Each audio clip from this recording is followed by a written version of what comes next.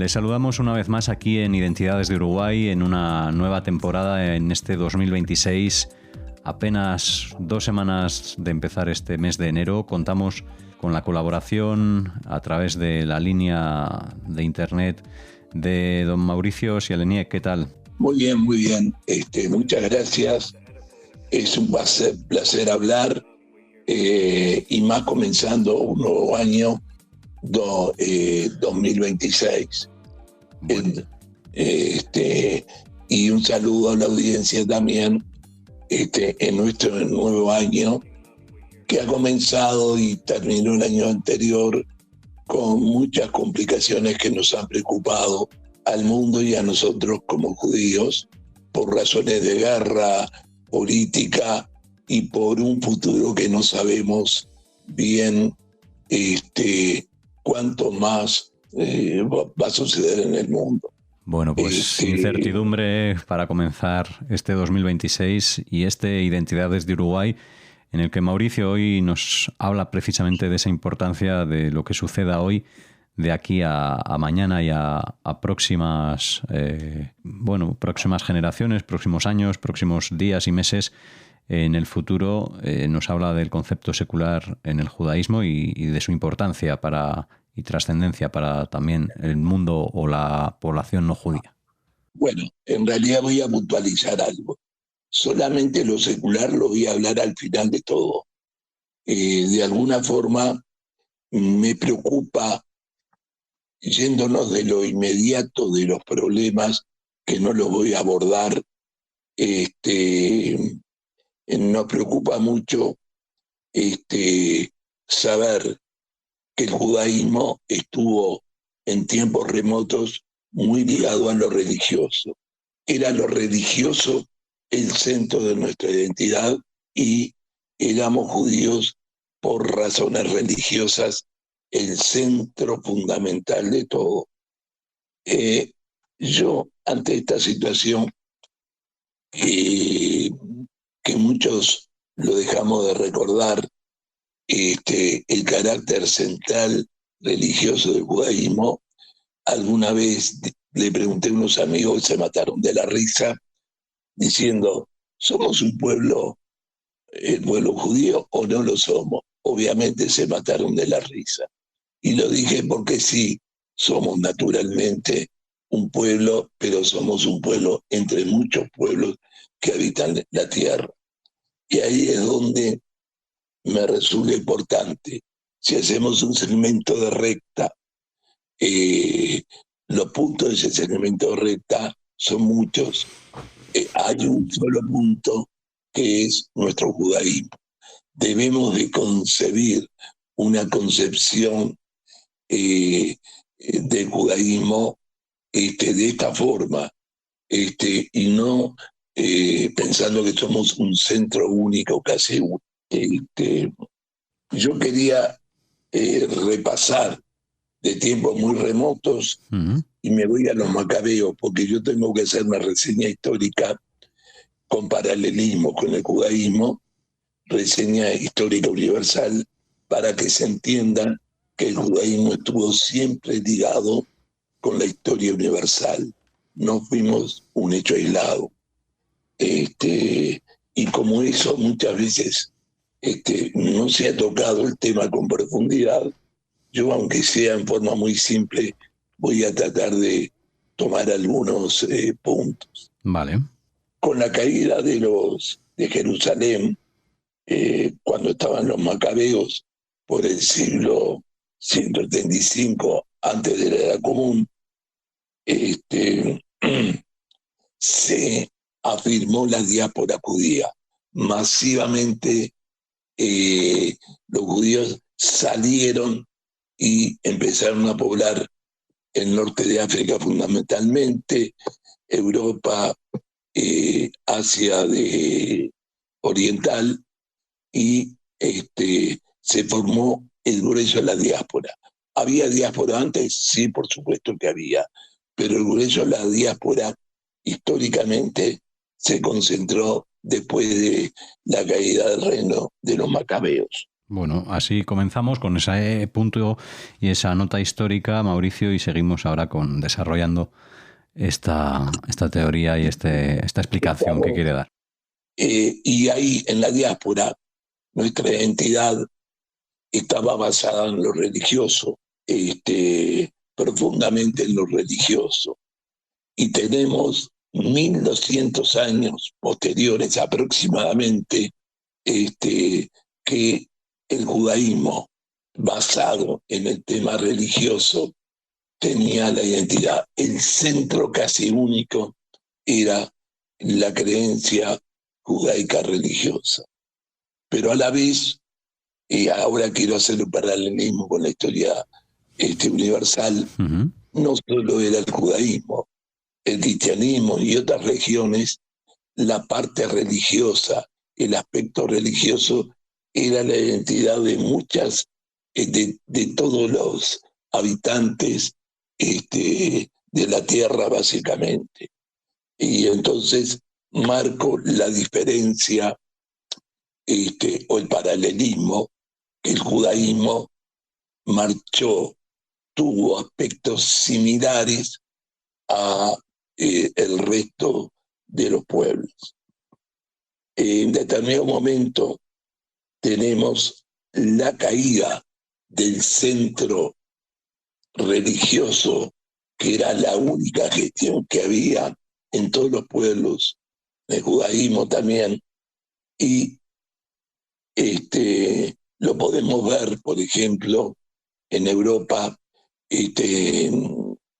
con la cultura, la pintura, la escultura, que a partir de esos momentos que la religión era un centro, pero no total, no era una verdad única, sino el hombre empezó a existir, para decirlo de alguna forma. Entonces, en el arte, en los cuadros, en la escultura, en vez de haber solamente elementos religiosos, pasaron a haber elementos humanos. Eso es un gran cambio que hubo en el mundo alrededor. Uh-huh. A la vez comienza la ciencia en ese tiempo, alrededor del 1400, aproximadamente, porque es relativo cómo se toma, y todos los estados y toda la ciencia siguen siendo esencialmente de influencia total religiosa. Para los judíos, la verdad revelada seguía siendo Jerusalén. Solamente que en Grecia, Atenas, la verdad era razonada con creencias religiosas. Pero nosotros tenemos que ver el Talmud, que corre paralelamente con esta situación, que el Talmud era una creencia, una identidad judía, pero racional, no de crítica bíblica, solamente era racional para interpretar la Torá o el Talmud y todo eso. Y entonces había distintos aspectos que figuran en el Talmud de las cosas que se pensaba en ese momento. Tenemos una influencia de la escolástica, el humanismo y la ciencia universitaria. Para los judíos, la forma de interpretar el camino propio era estudiar. Eso permitía no olvidar lo que somos. Y ahí estudiábamos distintas, aparte de la Torá, en fin, distintos pensamientos judíos que había. A la vez quería decir que en el siglo XI y XII aproximadamente surgieron los estudios monásticos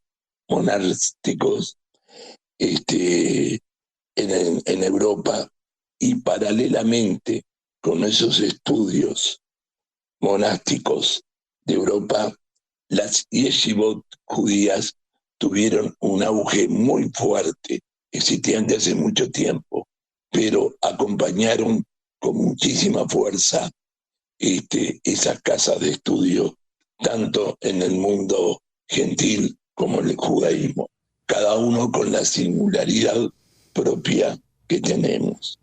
Bueno, una realidad entonces que ahora continúa, pero quizá con otros mimbres, o quizá podemos decir que con no tanto arraigo. No sé si podemos acercarnos un poco más hacia la contemporaneidad. Mauricio, nos quedan unos 5 minutos para concluir.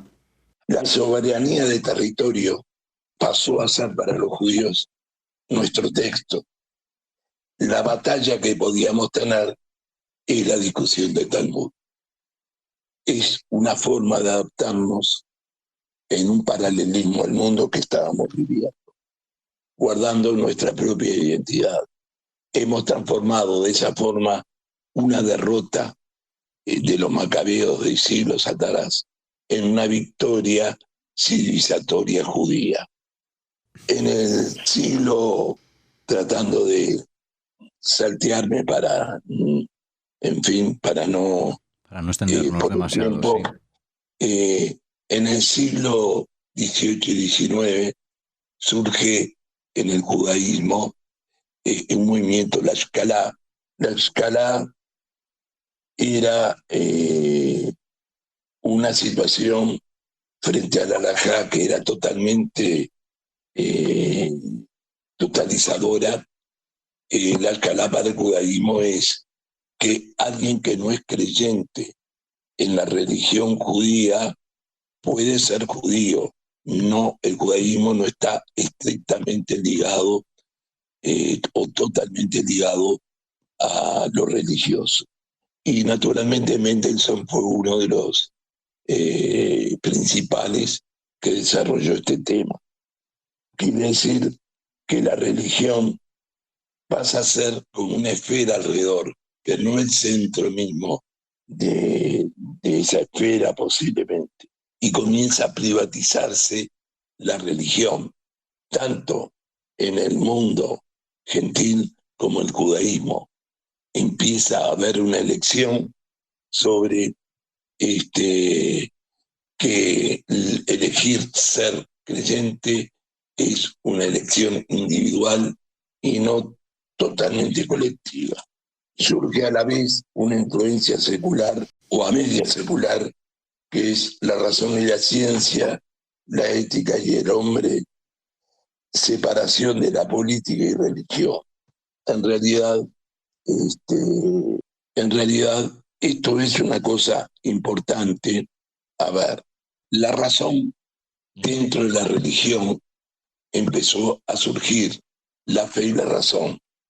Y tenemos naturalmente en el cristianismo a San Agustín, en el judaísmo a Maimónides y en el islamismo a Reboaz. Quiere decir que estoy estableciendo un paralelismo, que los cambios de la infraestructura en el mundo fueron acompañados por el judaísmo igual que con los demás pueblos, salvo con la singularidad y especificidad de cada uno. Entonces, viene el Renacimiento, las reformas, se recupera lo humano y la conciencia individual. Y ahí es donde nace lo secular, por sobre todo. Bien, Mauricio, pues si quiere dar unas últimas pinceladas en estos últimos 30 segundos para despedirse de la audiencia y de este Identidad desde Uruguay con el que hemos abierto 2026. Bueno, como podría decirte en un minuto, comienza entonces a surgir en el mundo una separación de lo religioso y comienza a surgir la idea a partir de la Revolución Francesa como símbolo, la idea nacional del ciudadano. Y en el judaísmo pasa a hacer lo mismo. Y es muy interesante saber que en el judaísmo esa evolución que tiene la humanidad se produce profundamente